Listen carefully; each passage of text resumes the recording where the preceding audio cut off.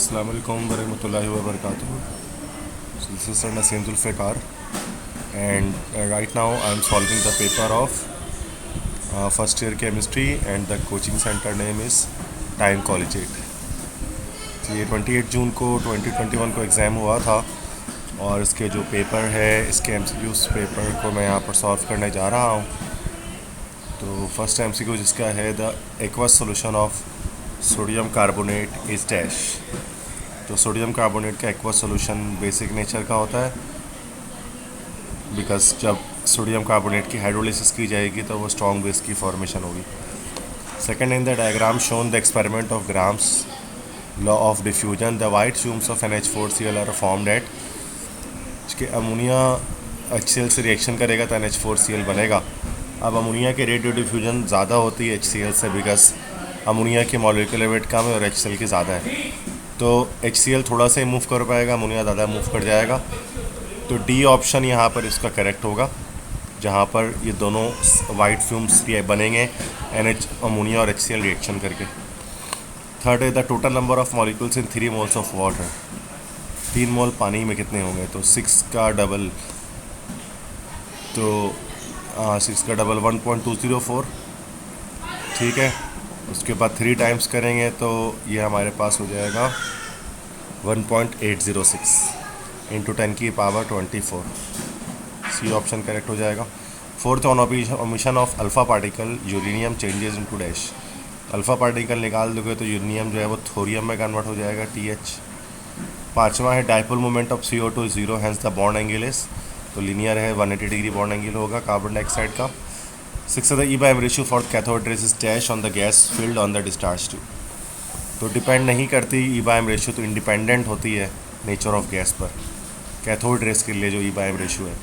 Seventh है order of this reaction, चूँकि sunlight आ रहा है यहाँ पर, HNO आ रहा है, तो एक फोटोकेमिकल रिएक्शन, फोटोकेमिकल रिएक्शन सारे 0 ऑर्डर के होते हैं। एट्थ है sulphur has an oxidation state of +4 in dash. +4 sulphur की ऑक्सीडेशन स्टेट कहाँ पर निकलेगी, यहाँ देखें तो ये -6 हो गया और यहाँ पर +2 हो गया, तो ये यहाँ पर निकल जाएगी सल्फ्यूरस एसिड में, +4 यहाँ निकल रही है, ठीक है। नाइन्थ है active site of electron pair, bond pair, lone pair in water. तो टोटल 4 पेयर है, 2 बॉन्ड है, 2 लोन है, तो 4:2:2 हो जाएगा। 10th A+B reaction arrow C, the reaction is acid catalysed and found to be first order with respect to A and second with respect to B on increasing concentration of A twice and decreasing concentration of B 4 times. Then the rate of reaction becomes,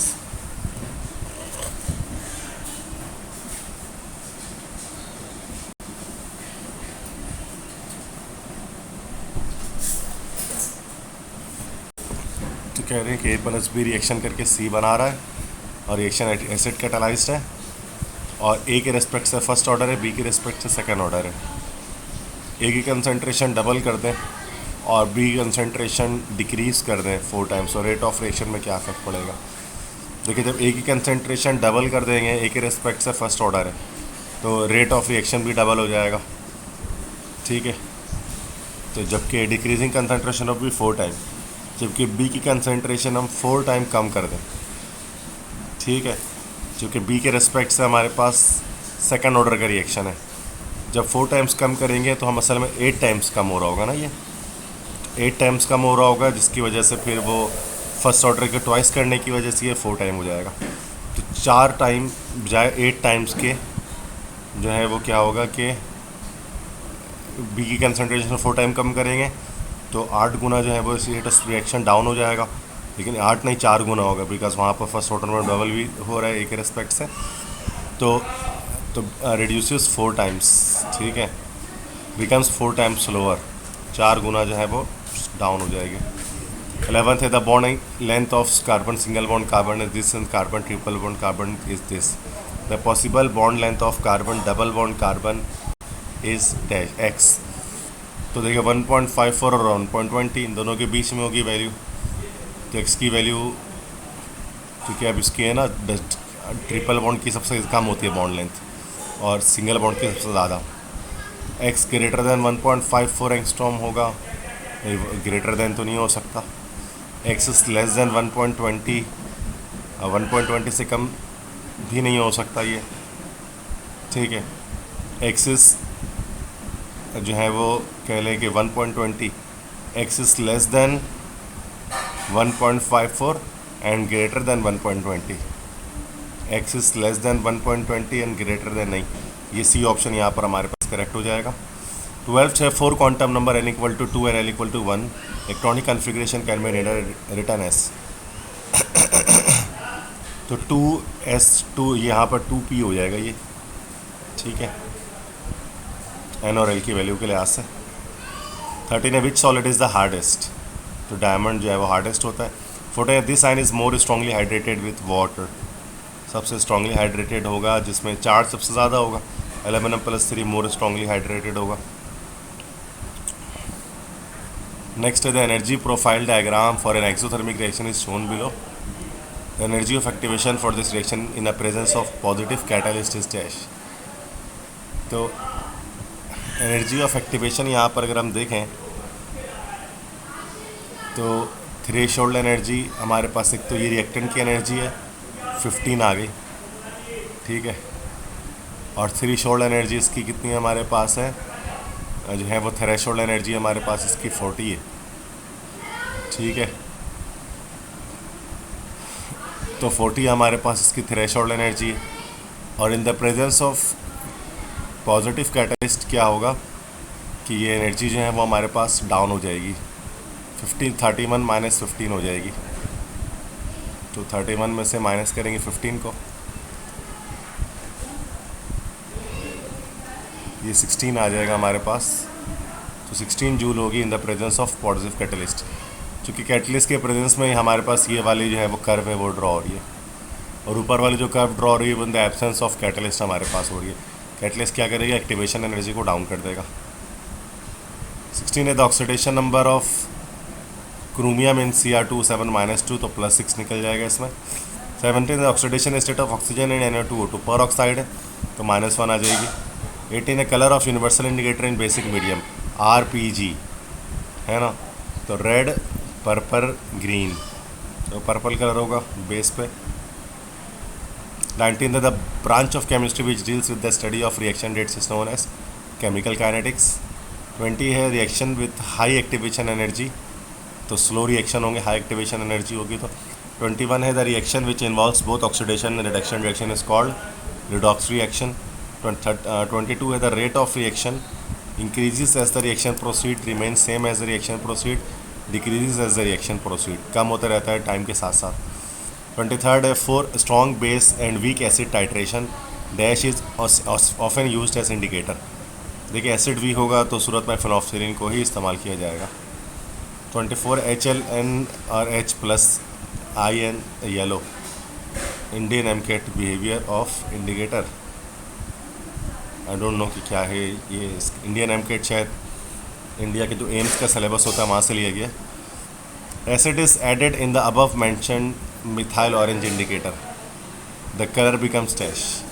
methyl, अच्छा methyl orange में acid add कर रहे हैं, बड़ा simple सा है, तो methyl orange RYO, ठीक है, रेड कलर का हो जाएगा फिर ये। 25 the process in which oxidation number of an element is increase, तो ये ऑक्सीडेशन कहलाता है।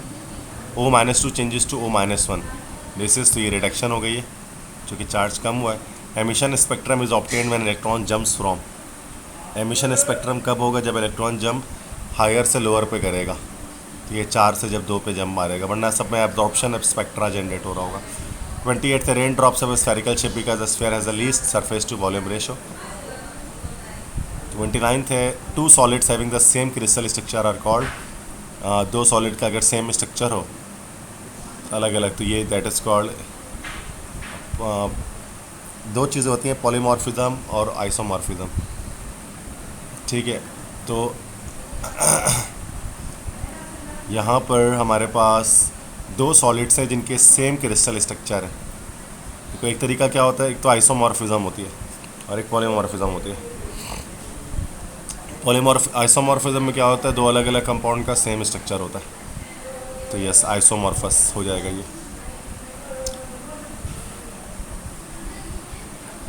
30 है on Kelvin scale absolute zero is equal to -273.16 क्या डिग्री सेंटीग्रेड।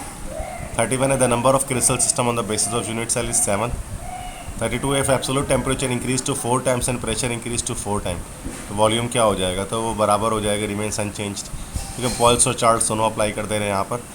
33 है the presence of hydrogen bond in a liquid, इससे क्या होगा, इंक्रीज हो जाएगा उसका जो बॉइलिंग पॉइंट है, डिक्रीज द वेपर प्रेशर,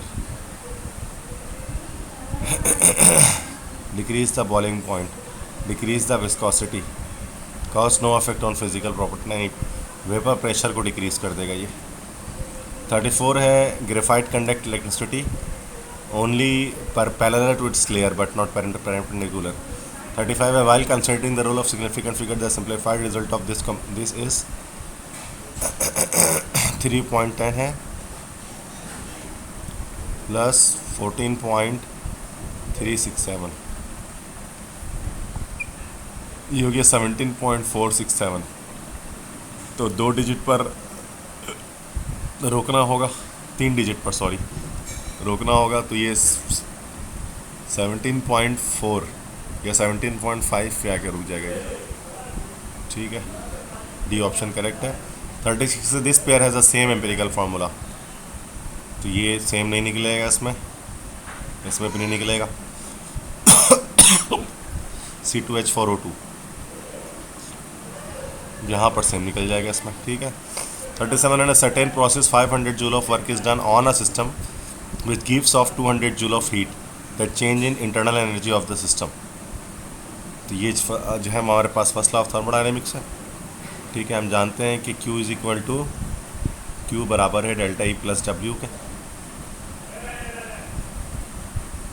कि जो भी आप हीट देते हैं सिस्टम को वो उसकी इंटरनल एनर्जी को बढ़ाता है और साथ में वर्क डन करता है।